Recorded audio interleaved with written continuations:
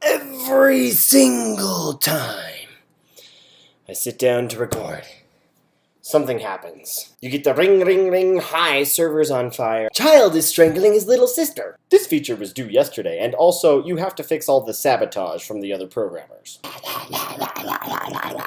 So just screw it all. I'm gonna play Gungeon for a little bit, okay?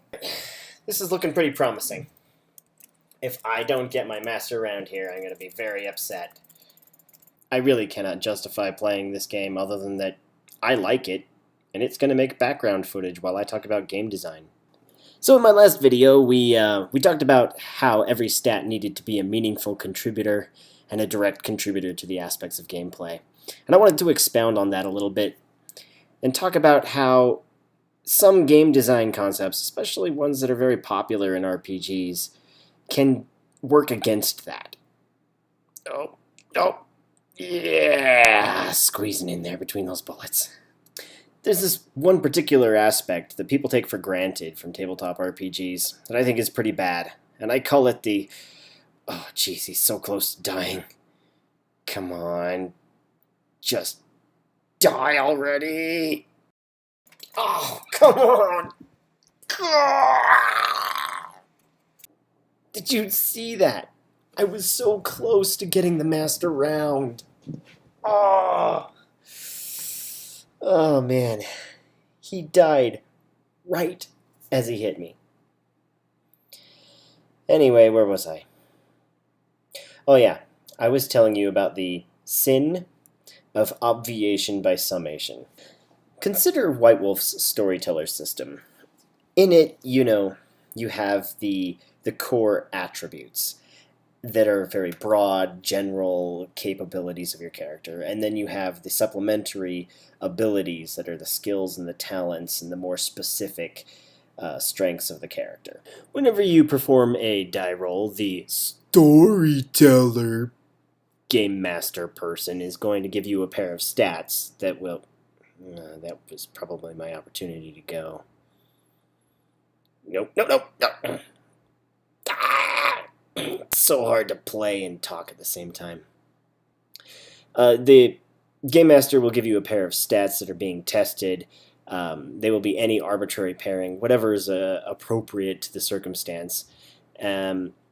You'll roll a number of dice equal to the attribute, and you'll also roll a number of dice that are equal to your ability.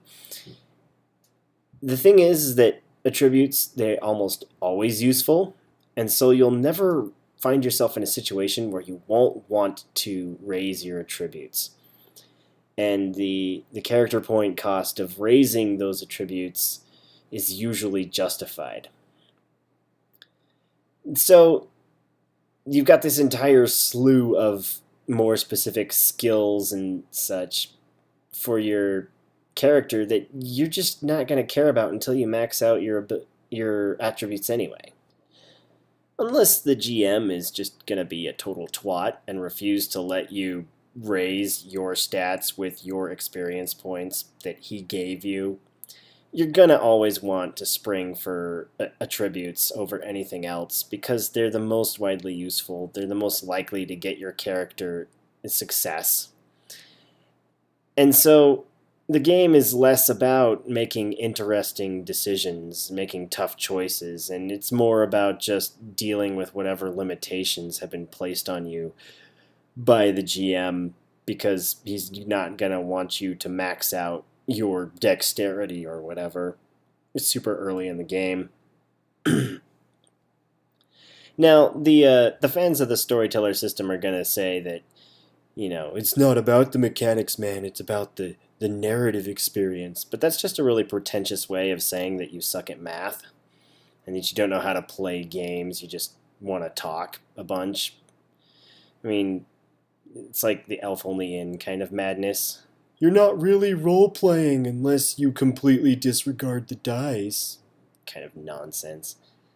By making your die rolls the sum of the most useful general stat and the less useful, more specific stat, you really highlight for the player how worthless the specific stat is, as the GM throws different situations at the player.